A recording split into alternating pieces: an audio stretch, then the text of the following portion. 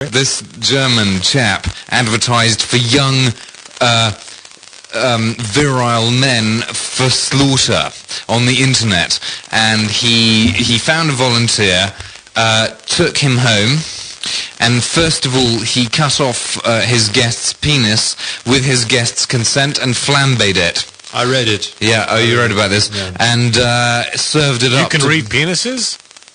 If they've got signs, I mean, if they've got letters on them, I suppose you could, yeah, like some sort of tattoo. Yeah, exactly. Welcome home, something like that, whatever.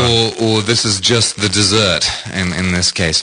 But well, actually, it was the first course. Did he flambe with butter, or was there any sort of? There was no.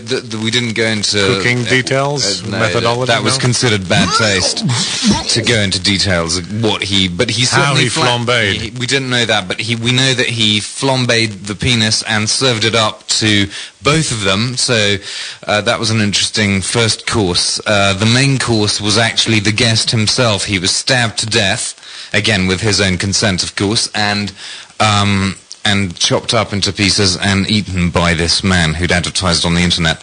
But apparently he revealed that there were quite a few other cases. 800. 800. Right. 800. Yeah. How do you call them? Cannibals.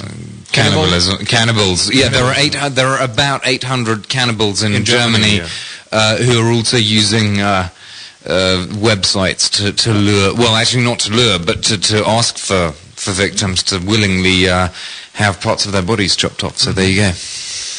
Now I have a question. I'm not a doctor or anything like that, but I would imagine if someone cut off your Johnson and then flambéed it, you might not be able to eat it with them.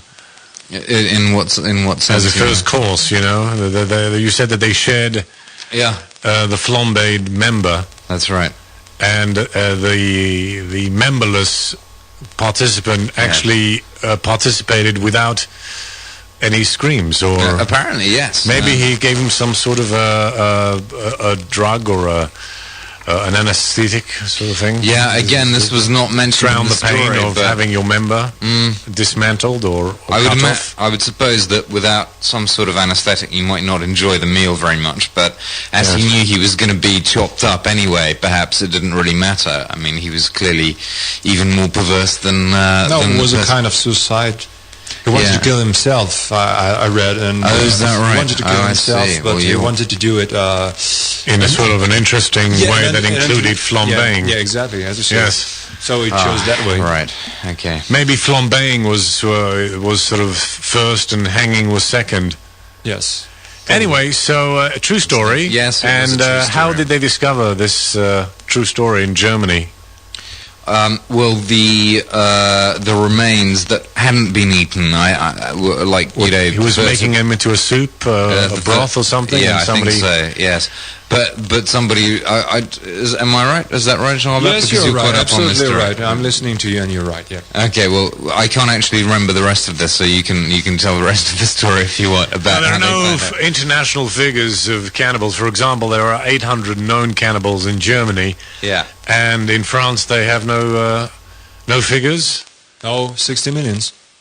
60 million. Yeah. And they all like to eat English people. Yes. And I got 2 for me here.